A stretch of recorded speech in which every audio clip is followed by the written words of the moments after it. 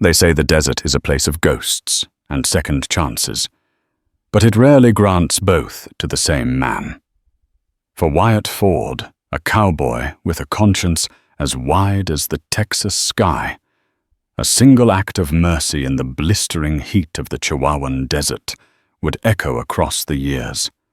He spared the life of a dying outlaw, a man the world had every right to forget. But the West has a long memory, and when an innocent woman, Wyatt's own bride, stood on the gallows with a noose for a necklace, the only soul who could save her was that very same ghost from the desert, a man whose debt was about to come due in the most spectacular and violent way imaginable. This is the story of how a single spared breath returned to stop a hanging. The sun was a merciless hammer in the Chihuahuan desert, beating down on the cracked earth and the lone figure of Wyatt Ford. It was a land of harsh truths, where life was measured in the shade of a cactus and the weight of water in a canteen. Wyatt, a man whose face was a road map of sun and wind, understood these truths. He was trailing 3 longhorns that had broken from his small herd, their tracks weaving a drunken path toward the Mexican border. He wasn't a bounty hunter or a lawman, just a rancher trying to build a life with his own 2 hands on a patch of unforgiving Texas soil. His horse, a sturdy buckskin named Dusty, snorted, shaking its head as if to dislodge the oppressive heat. It was then that Wyatt saw it a smudge against the shimmering horizon that wasn't a cactus or a rock. It was a buzzard, then another circling with that patient, unnerving grace that spelled only one thing: death. Curiosity, a dangerous commodity in these parts, got the better of him.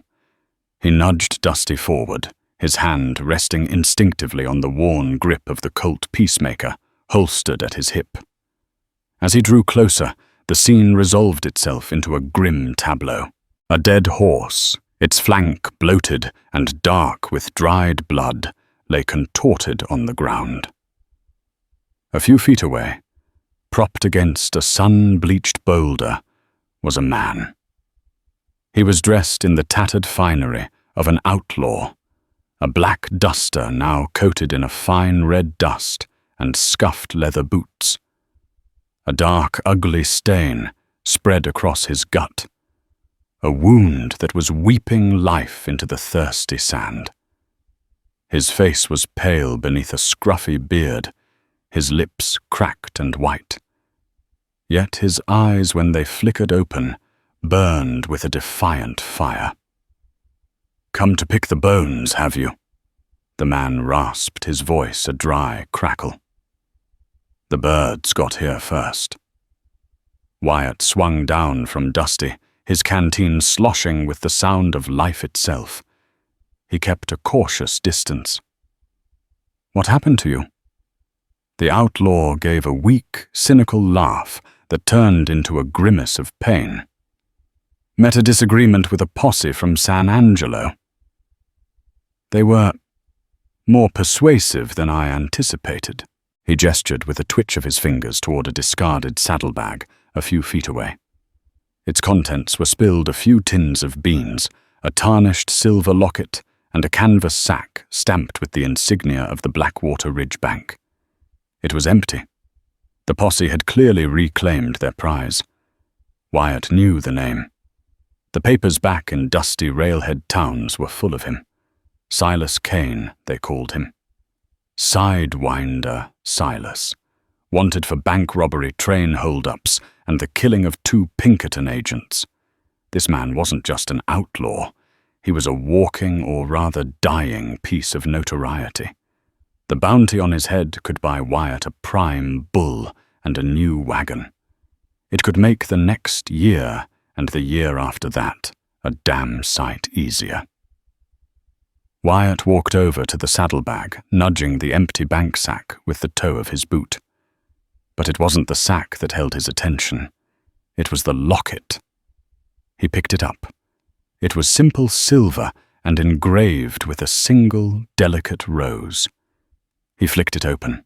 Inside, there was no portrait, just a tiny, intricate engraving. For my Elara. Forever yours. That ain't yours. Silas coughed, a trickle of blood appearing at the corner of his mouth. Wyatt looked from the locket to the dying man. Then whose is it? The bank manager's. Silas whispered, his eyes clouding over with a memory. Was on his desk. Stupid thing to take. Just saw it.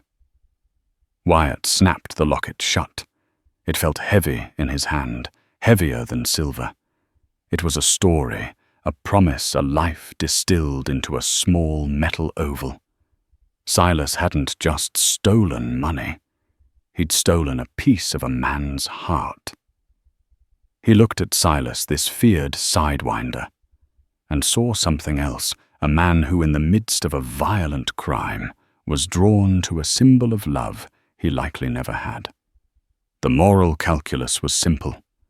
Leave him, ride on, and let the desert and the buzzards claim him. It was what justice demanded. It was what the law would have done. He could even ride to San Angelo and claim the bounty on a dead man. No one would ever know.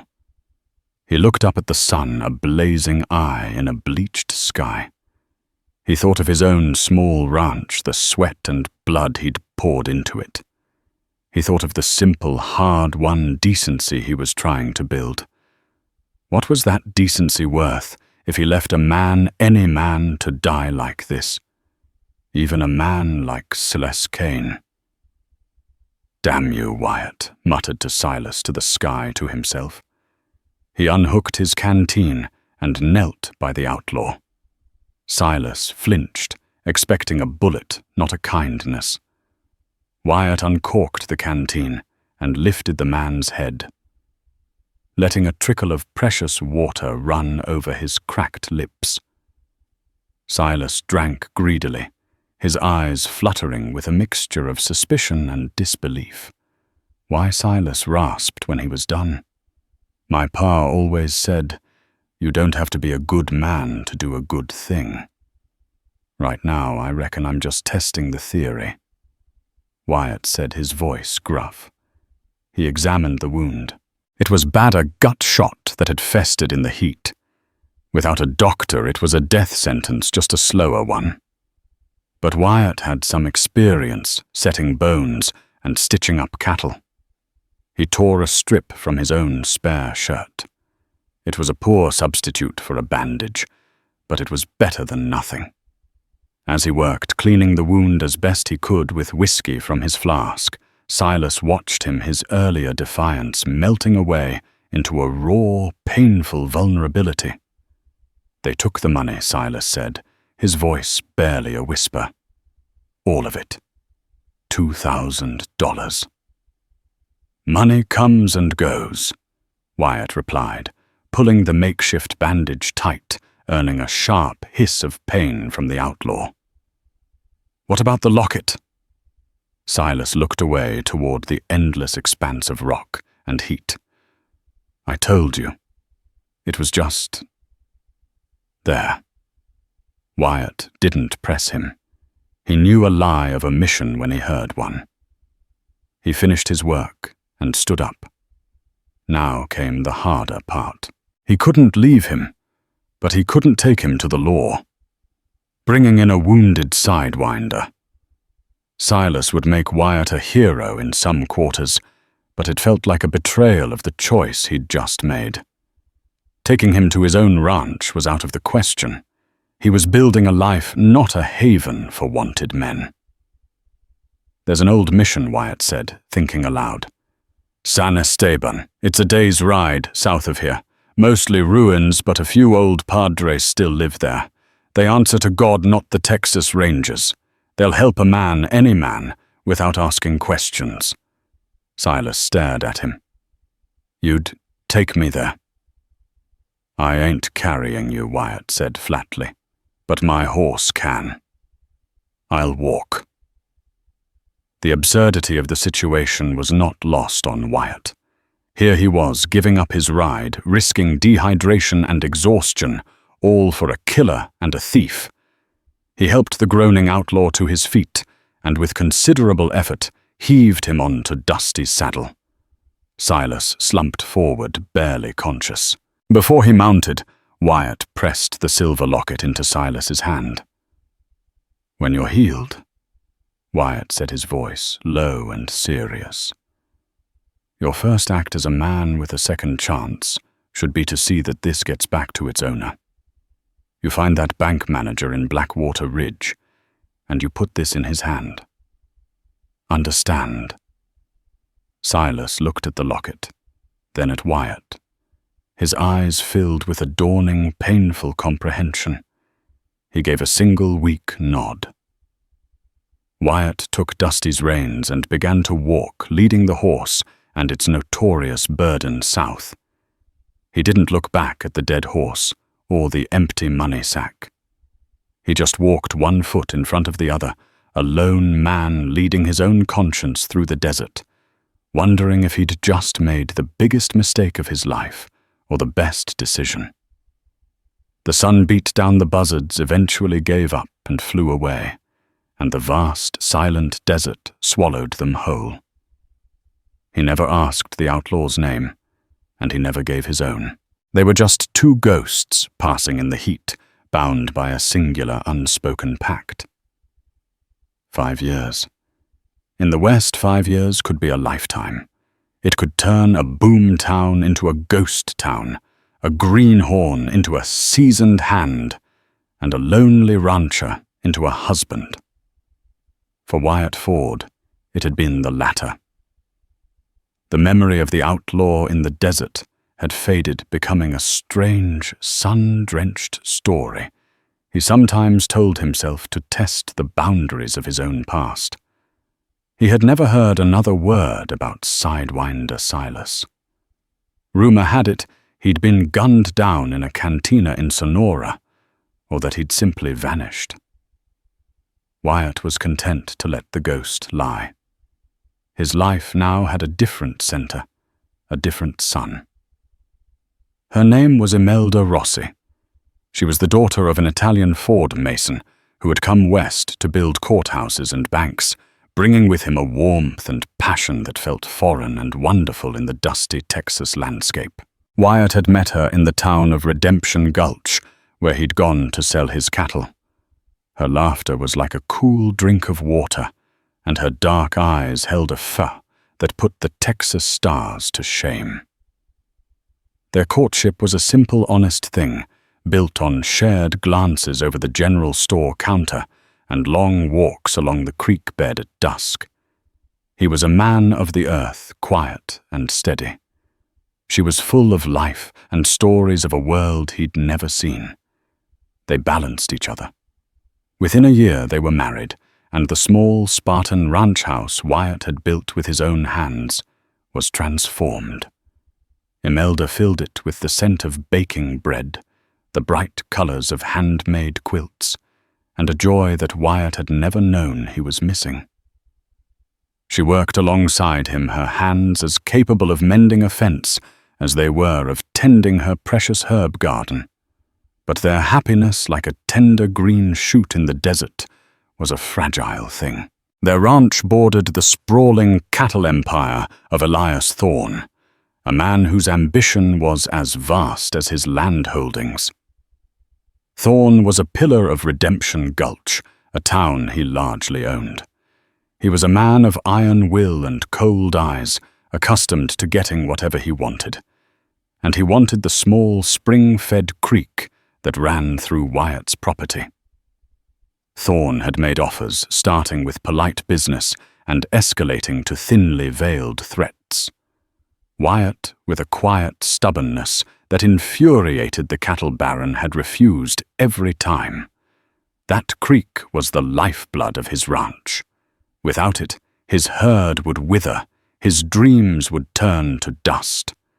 The dispute became public knowledge, a low, simmering feud that the townsfolk watched with nervous anticipation. The trouble came on a Tuesday. Wyatt had ridden out to the far pastures to check on a new calf, a trip that would keep him away overnight. He'd kissed Imelda goodbye at dawn, her face framed by the morning glories she'd planted along the porch. It was the last moment of peace he would know for a very long time. When he returned the next afternoon, a knot of unease tightening in his stomach, he saw 2 wagons and a half-dozen riders in his yard. One of them was Sheriff Brody, a man whose loyalty to Elias Thorne was as plain as the sweat stains on his hat. Sheriff Wyatt called out, swinging down from Dusty.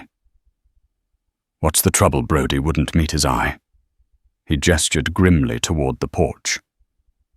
"There's been a situation, Wyatt." Wyatt's blood ran cold. He pushed past the sheriff and stormed into his home. The room was in disarray. A table was overturned, and there, kneeling on the floor, her face ashen and stained with tears, was Imelda. 2 of Thorne's ranch hands were holding her by the arms. Bella Wyatt shouted, moving toward her. "Stay back!" Ford Brody warned, his hand on his gun. "What in God's name is going on? Get your hands off my wife." It was then that he saw him. Sprawled near the hearth, his fine suit ruined by a dark, spreading stain on his chest, was Elias Thorne. His cold eyes were wide and sightless, staring up at the ceiling of the house he had coveted. "Elias Thorne was found here an hour ago," Brody said, his voice heavy with false authority. "Stabbed in the chest." Wyatt stared in disbelief from Thorne's body to Imelda's terrified face. "This is insane." "Bella, what happened? I don't know," she sobbed. "He came here this morning. He was angry, shouting about the creek.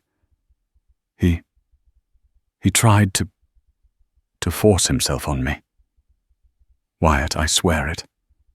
I fought him off. I ran outside. When I came back in, he was like this."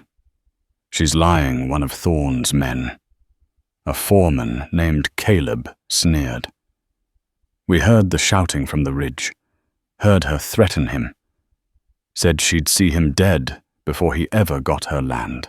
And we found this," Brody said, holding up a long, slender knife with a rag. Wyatt recognized it instantly. It was Imelda's gardening knife, the one she used for her herbs, with a handle she'd lovingly carved from a piece of mesquite. It was covered in blood. Found it in her apron pocket. "No," Imelda cried. He grabbed it from the table. "We struggled. It must have, I don't know." It was a nightmare, a whirlwind of lies and accusations. Wyatt knew with a certainty that chilled him to the bone that it was a setup. Thorne, frustrated and arrogant, had likely come to intimidate Imelda. Things had gone wrong, or worse, someone else had been waiting. Caleb, the foreman, had always been Thorne's bulldog. What if he'd followed his boss, seen an opportunity, and framed the woman who was the source of his master's frustration? But Wyatt's certainty was worth nothing against the cold, hard facts. The motive was the public land dispute. The opportunity was Wyatt's absence. The weapon was Imelda's. The witness was Thorne's own foreman. They dragged Imelda out of the house, her pleas for Wyatt lost on the wind. Wyatt lunged forward, blind with rage, but was met with the butt of a rifle that sent him sprawling into the dust. The last thing he saw was the wagon carrying his wife away, kicking up a trail of dust that blotted out the sun. The trial was a farce, a piece of theater, orchestrated to arrive at a predetermined conclusion. It took place in the very courthouse Imelda's father had helped build. Judge Morrison, a man who played poker with Thorne every Friday night, presided. The prosecutor laid out the case with smug precision. Caleb, the foreman, gave his damning, perjured testimony. Another of Thorne's men, a young hand named Billy Parker, claimed he'd seen Imelda cleaning the knife by the water pump, a look of grim satisfaction on her face. Billy looked terrified on the stand, his eyes darting towards Caleb every few seconds.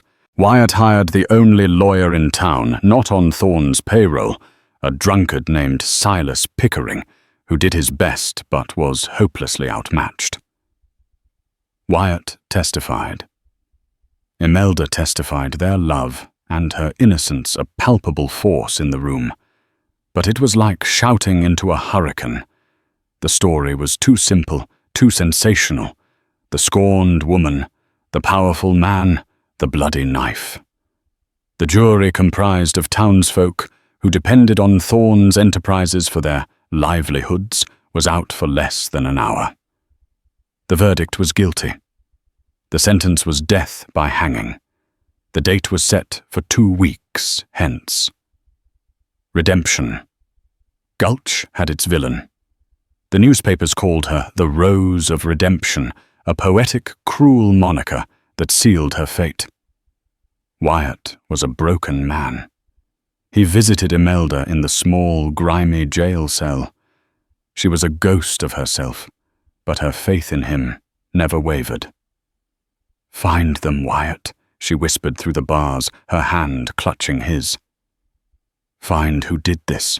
Don't let them kill me for a lie." He promised he would. But as he walked out into the hostile streets of Redemption Gulch, a town that now looked at him with a mixture of pity and contempt, he felt a profound and terrifying hopelessness.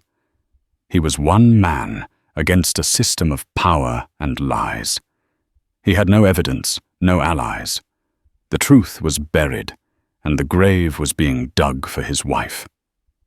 He looked out toward the horizon, toward the vast, empty expanse of the West, a land that had given him everything and was now taking it all away. He needed a miracle.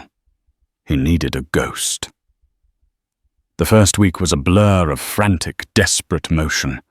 Wyatt beat on every door that wasn't slammed in his face. He tried to talk to the young witness Billy Parker, but Caleb and 2 other Thorne ranch hands were always there, shadowing the boy, their presence, a silent, menacing warning. Wyatt confronted Sheriff Brody, presenting inconsistencies in the timeline, questioning the convenient discovery of the knife, but Brody just blew cigar smoke in his face and threatened him with jail for harassment. Wyatt spent his nights poring over the events, searching for a crack in the conspiracy. Elias Thorne's son, Luther Thorne, had arrived from back east for the funeral. Luther was a man cast in a different mold from his father, softer, quieter, with the haunted eyes of a man who had lived his entire life in a formidable shadow. He seemed genuinely grief-stricken, but Wyatt couldn't shake a feeling of unease. Luther stood to inherit everything. It was the oldest motive in the book. But he had an alibi. He'd been on a train from St. Louis when the murder occurred, a fact verified by the station master himself. Despair began to set in, as thick and cloying as the summer humidity. The gallows was being built in the town square. The rhythmic thud of the carpenter's hammer, a constant sickening reminder of the dwindling time. Imelda was growing weaker, her hope fraying with each passing day. One evening, sitting in his silent, empty house, the scent of Imelda's herbs still lingering in the air, Wyatt found himself staring at the old wanted poster he'd kept. It was yellowed and creased, a relic from a time he'd all but forgotten. Sidewinder Silas Kane, a man he'd saved, a man who owed him a life. It was a fool's hope, a shot in the absolute dark. Silas was likely dead or 1,000 miles away. And even if he was alive, what could a wanted outlaw do? But it was the only thread he had left to pull. He remembered the name of the mission, San Esteban. It was a place for men without questions, Perhaps they would have heard something a whisper on the wind of where a man like Silas Kane might have gone. He packed a bag with what little he had, pinned a note to the door of the jail for Imelda, promising he would return, and rode south. He rode with a desperate fury, pushing Dusty harder than he ever had before. The familiar landscape of the Chihuahuan Desert surrounded him, a stark reminder of his first and only meeting with the outlaw. After 2 days of relentless riding, he found the ruins of the mission. It was a crumbling adobe testament to faith, a skeleton against the blue sky. A small, well-tended garden and a thin curl of smoke from a chimney showed that it was not entirely abandoned. An old, stooped man in a simple brown robe, Padre Antonio, greeted him at the gate. His face was a web of wrinkles, and his eyes held the serene, patient wisdom of the desert itself. Wyatt, parched and exhausted, explained his quest as best he could, omitting the part about the hanging and focusing on his search for a man he had brought here years ago, a man with a gut wound and a stolen silver locket. The padre listened, his expression unchanging. "We have seen many wounded men," he said, his voice soft. "The desert is full of them. We offer them water medicine and God's peace. We do not ask for their names, and we do not remember their faces. It is better that way." Wyatt's heart sank. It was a dead end. But this one, he might have mentioned a locket. A bank manager's locket from Blackwater Ridge. A flicker of recognition sparked in the old man's eyes. "Ah, the locket." He nodded slowly. "I remember the man, not his name. He was close to death when you brought him. We tended his wound. He stayed for 2 months. He was quiet, but there was a storm inside him. When he was strong enough to ride, he asked for paper and ink. What for, Wyatt asked, leaning forward.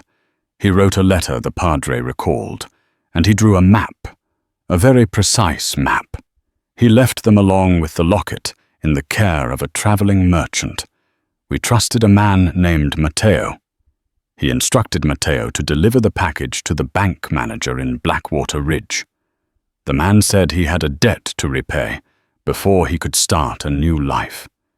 And did Matteo deliver it? He did, the padre confirmed. Matteo passed back through here a season later. He said the bank manager was a man named Alistair Finch. Mr. Finch was overwhelmed. He said the locket had belonged to his late wife. He thought it lost forever. He was so grateful, he told Matteo, that if the man who returned it ever needed anything, he would help, no questions asked. This was it. A thread. A thin, fragile thread. But it was real. And the man. The one I brought here. Where did he go? Padre Antonio looked out toward the northern horizon. He said he was leaving the devil in the dust. He took a new name, one he chose for himself. He rode north toward the New Mexico territory. He spoke of a town, a place where silver was making men rich and giving them the chance to reinvent themselves. I believe it was called Argento. Argento. Wyatt had heard of it. A booming silver town, a place of opportunity and violence in equal measure. Thanking the padre, Wyatt refilled his canteen and set off again, a fresh surge of desperate hope propelling him forward. The ride to the New Mexico territory was long and grueling. He rode through canyons and mesas, his mind racing. What would he find in Argento? Would Silas, if that was even his name anymore, even remember him? And what could one man, even a reformed one, do against the entrenched power of the Thorn Empire? Argento was everything the rumors claimed. It was a town clawed into the side of a mountain teeming with life. The streets were a river of mud crowded with miners, gamblers, merchants, and saloon girls. The air hummed with the clang of hammers and the distant boom of dynamite. It was a town where a man's past could be shed as easily as a dirty shirt. Wyatt started asking questions, a dangerous pastime in a town full of men with secrets. He didn't ask about Silas Kane. That name would only bring trouble. He asked about newcomers, men who had arrived a few years back with nothing and made a name for themselves. He described the man he remembered, the dark, intense eyes, the quiet storm within. He got shrugs, suspicious glares and warnings to mind his own business. After a day of fruitless searching, his hope once again began to fade. He was in a saloon called the Silver Dollar, nursing a warm beer when he overheard a conversation at a nearby table. "Mr. Cole is buying up the claim on Widow's Peak," a man in a dusty suit said. "Paid twice what it's worth. The man plays a long game. He always does." Another replied. "Hard to believe he rode into town 5 years ago, with nothing but the clothes on his back. Now he owns half of it. Quiet man. Keeps to himself. But when he speaks, people listen." Wyatt's head snapped up. Cole. The name the padre had said the outlaw chose for himself. He felt a jolt, a surge of adrenaline. "Excuse me, gentlemen," Wyatt said, approaching the table. "This Mr. Cole, what's his first name?" The man in the suit looked him up and down. "It's just Cole. Man of mystery, runs the Argento mining and assay office at the end of the main street. Why, I think I might owe him a drink," Wyatt said, his voice steady, despite the hammering in his chest. He walked out of the saloon and down the muddy street, his boots sinking into the mire. The Argento mining and assay office was the most impressive building in town, a 2-story structure made of Ford and solid timber. It spoke of wealth and permanence. He pushed open the heavy oak door. The interior was quiet and orderly. A clerk sat behind a counter, weighing a miner's pouch of silver dust. The office in the back was separated by a wall of frosted glass, the silhouette of a man visible through it. "I'm here to see Mr. Cole," Wyatt said to the clerk. "Do you have an appointment?" the clerk asked, not looking up. "No," Wyatt said. "Just tell him a man from the Chihuahuan Desert is here. A man who walks." The clerk looked up annoyed, but something in Wyatt's tone made him pause. He disappeared into the back office. A moment later, the silhouette behind the glass stood up. The door opened. The man who emerged was transformed. He was dressed in a tailored suit. His hair was cut short, and his face was clean-shaven, revealing a strong jawline. He was older, his eyes carrying the weight of his new life, but there was no mistaking him. It was Silas Kane. He looked at Wyatt, and for a long moment there was no recognition. Then his eyes widened slightly. He scanned Wyatt from his worn-out boots to his determined face. The memory clicked into place. The desert, the sun, the canteen, the walk. "You, Silas, now." Cole breathed his voice, a low thrum of disbelief. He dismissed the clerk with a flick of his hand. "Leave us." The clerk scurried out, closing the front door behind him. The 2 men stood alone in the quiet office, the ghosts of the desert swirling between them. "I never thought I'd see you again," Cole said, his voice strained. "My name is Wyatt Ford," Wyatt said, finally, giving his name after all these years. "And I didn't come here for a drink. I came to collect a debt. My wife is going to hang for a murder she didn't commit." The silence that fell in the mahogany-scented office was heavier than a tomb Ford. The name Wyatt Ford meant nothing to the man who called himself Cole, but the face etched with desperation and a familiar haunting honesty was a spectre from a past he had fought for 5 years to bury. Cole stared at Wyatt, and in his carefully composed features, a war was being fought. The placid, influential Mr. Cole of Argento receded, and the sharp, haunted eyes of Sidewinder Silas Kane flickered to the surface. He gestured with a stiff, formal motion for Wyatt to enter his private office, a sanctuary of his new life that had just been breached. He poured 2 glasses of whiskey from a crystal decanter, the amber liquid catching the light. His hands were perfectly steady, a testament to the iron control he had forged over himself. He handed a glass to Wyatt, whose own hand trembled slightly as he took it. "You said you came to collect a debt."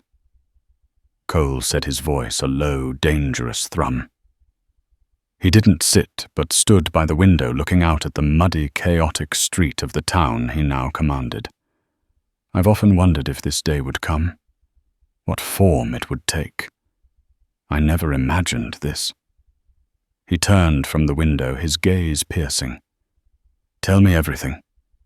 Omit nothing." Wyatt's story poured out of him a torrent of grief, rage, and suffocating helplessness. He spoke of Imelda painting a portrait of her warmth and spirit with the clumsy, heartfelt words of a man deeply in love.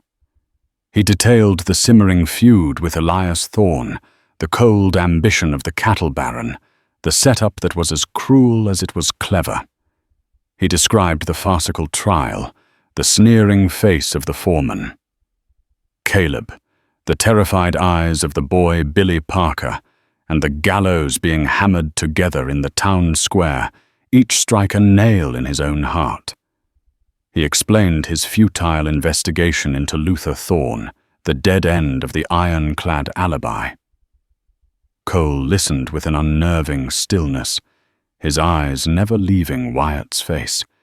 He was not just hearing the words, he was dissecting them, analyzing the structure of the conspiracy with a mind honed in a world of lies and violence. The storm Wyatt had sensed in him years ago in the desert was still there, but now it was a controlled, directed force, waiting for a target. When Wyatt finally fell silent, the tale of injustice hanging like poison in the air, Cole drained his whiskey in one swallow. The glass clicked as he set it down on the polished desk. "A town run by one man is a rotten town." Cole said the words cutting through the silence. "Power like thorns doesn't just breed loyalty. It breeds fear, greed, and secrets. It's a swamp. You've been trying to fight the monster on the surface, but the real rot is in the roots." He began to pace his movements, economical and precise. "Sheriff Brody. He has a weakness. Men like him always do. Gambling debts, most likely. A woman. Thorne owned him, so his investigation was designed to fail. He's a pawn." He paused, his mind assembling the pieces. "Caleb the foreman. You described him as a bulldog. He's the weapon, the blunt instrument. Loyal, vicious, but not the architect. He hasn't got the mind for it." He stopped and locked eyes with Wyatt. "Which brings us back to the son, Luther, the grieving heir who inherits everything." But the alibi, Wyatt insisted, frustration lacing his voice. The station master himself verified it. Luther was on a train from St. Louis. An alibi is only as strong as the people who provide it. Cole counted a flicker of the old Sidewinder's cynicism in his tone. Timetables can be fudged. Telegraphs can be delayed. People, especially those under the thumb of a man like Thorne, can be bought for a handful of silver. He walked to a large, detailed map of the territories on his wall. He tapped a finger on Redemption Gulch. "No, Luther is the key. But his motive is clouded by grief, his hands kept clean by distance. The framing of your wife, it's brilliant in its cruelty. It's a flourish. It doesn't just remove his father. It salts the earth of his father's most stubborn enemy. This wasn't just murder.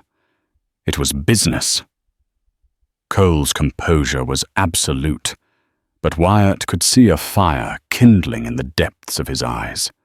This was more than just a puzzle to him. It was personal. The weak link, Cole declared, turning from the map, is the boy, Billy Parker. The witness, he's cracking under the weight of the lie. Caleb and his men are guarding him because they know it. We break him, the whole rotten structure collapses. I can't get near him, Wyatt said, the familiar despair creeping back. You tried as Wyatt Ford, the desperate husband. Cole said, his voice hardening. You appealed to decency in a town that has none left.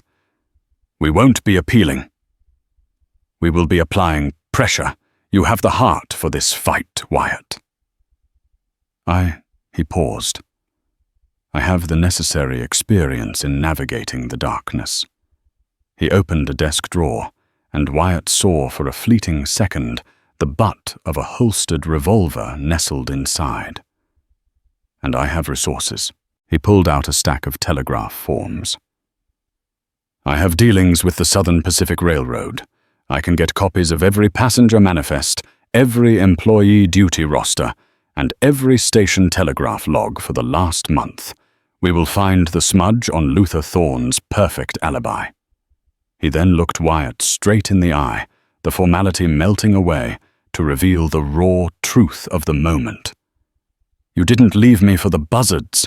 You gave me water when you could have put a bullet in me. You gave me your horse and walked through that hell so I could live.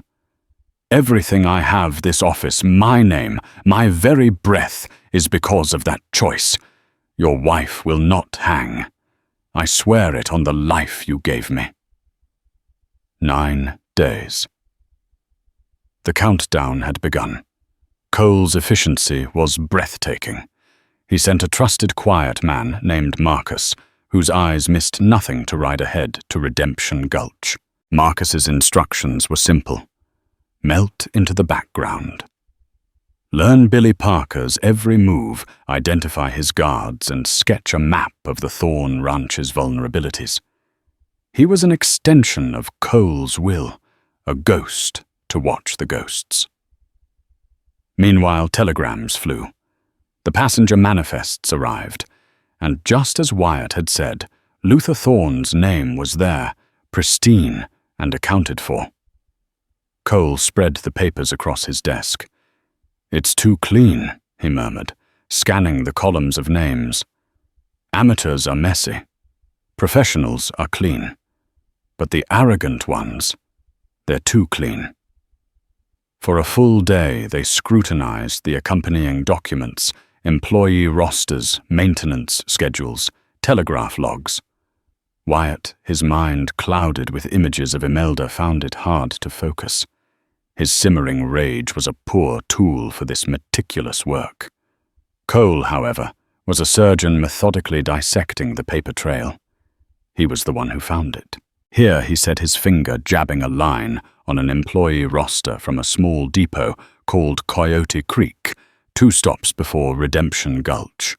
Telegraph operator, a man named Frank Henderson, resigned his position the day after the murder. The reason cited was a sudden family illness. He was paid his final wages in cash and was gone by sundown. That could be anything, Wyatt said, though his heart began to beat faster. A man with a sick family doesn't run. Cole said, his voice flat. He sends for money. Henderson was paid to disappear. He was paid to hold a message. To report the train from St. Louis on time when it was actually sitting on a siding 20 miles out of town. He was paid to give Luther Thorne a window, a 2, maybe 3 hour window. long enough to get off at Coyote Creek, ride hard to the ranch, oversee the murder, and get back on the train before anyone in Redemption Gulch was the wiser. The theory settled into place, solid and terrifyingly plausible. They now had a path. They had to break Billy Parker. With Marcus's maps and intelligence, they rode out from Argento Cole's calm determination, a steadying anchor for Wyatt's frayed nerves. They met the scout in a hidden arroyo a few miles from the Thorne Ranch. The report was concise. Billy was never alone. Caleb, or two other senior hands loyalists from Thorne's old crew, were with him constantly. There's no way to get to him without a full-blown gunfight, Marcus concluded. Cole stared at the map spread on the ground, the firelight flickering across his face. "Then we don't go to him," he said softly. "We make the mountain come to us." The plan was audacious, relying on Wyatt's knowledge of the land and Cole's knowledge of chaos. As night fell, Wyatt crept to the far western boundary of the Thorne property, to an old, dilapidated line shack used for storage. He lit a bundle of oil-soaked rags and tossed it inside. The dry old timber caught with a roar. Within minutes, a column of smoke and an angry orange glow painted the night sky. Just as Cole predicted, the alarm was raised. Caleb, ever the loyal foreman, rallied the majority of the ranch hands and galloped off to fight the blaze, fearing it would spread to the open range. It was the distraction they needed.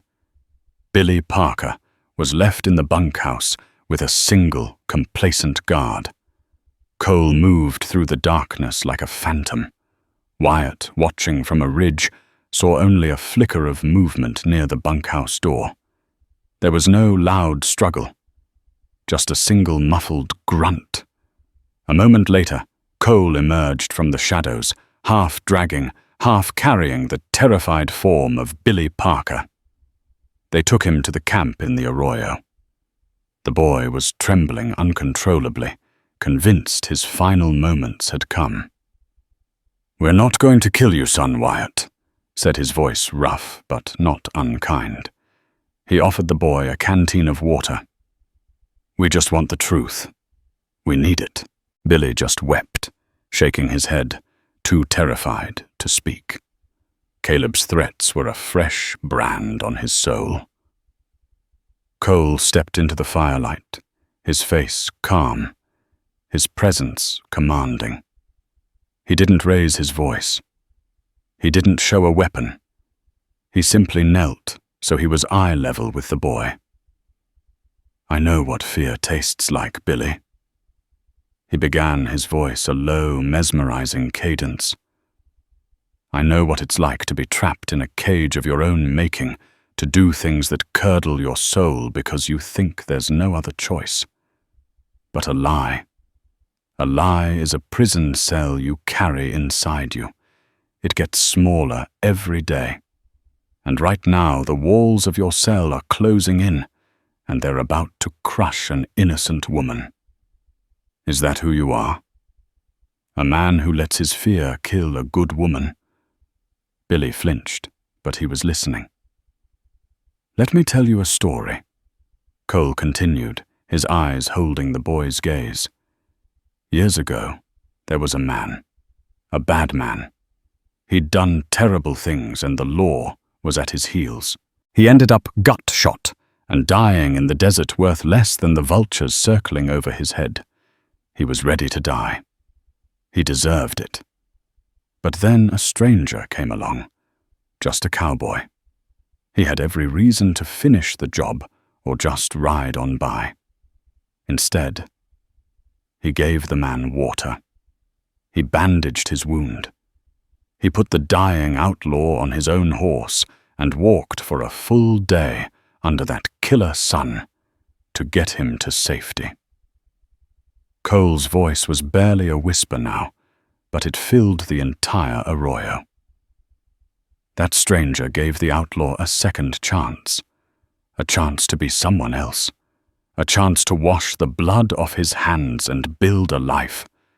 Every morning since that outlaw has had to wake up and try to be a man worthy of that gift. Your lie is about to put a rope around the neck of that stranger's wife." Cole paused, letting the weight of his words sink in. "You have a choice right now, Billy. You can stay in your cage, or you can take the first step toward being a man worthy of a second chance. Tell us the truth." The boy's defenses crumbled.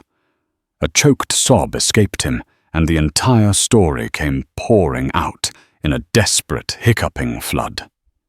It was Luther. Luther hated his powerful, dismissive father. He was drowning in gambling debts to dangerous men back east. He had come west not to reconcile, but to collect his inheritance. He and Caleb planned the whole thing. Caleb was the one who plunged the knife into Elias Thorne's chest, while Luther watched from the doorway, his face pale and sick.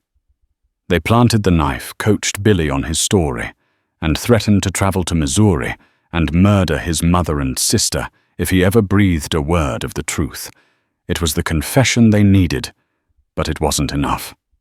In a courtroom, it was still just a scared boy's word against a wealthy heir and his foreman. The payment Cole set his mind already moving to the next step. Luther is arrogant, but he's not a fool. He wouldn't carry that much cash. He'd have the money wired. To Caleb, they had less than 36 hours. The hanging was set for dawn the day after next. Another telegram was dispatched, this one sent by Marcus on a hard ride to the next town over. It was a coded message to a contact of Cole's in a St. Louis bank, a man who owed him a significant favor. The message requested information on any recent large transfers of funds authorized by Luther Thorne. The following day was an agony of waiting. Wyatt paced the confines of the small camp like a caged wolf, his mind replaying his last conversation with Imelda through the bars of her cell. Cole sat by the fire, sharpening a knife with slow, deliberate strokes, his calmness a stark contrast to Wyatt's turmoil. He was a man waiting for a battle he knew how to fight. That evening Marcus returned his horse, stumbling with exhaustion. He handed a telegram to Cole. The silence was absolute as Cole read the slip of paper. He looked up, his face grim but triumphant. "It's here.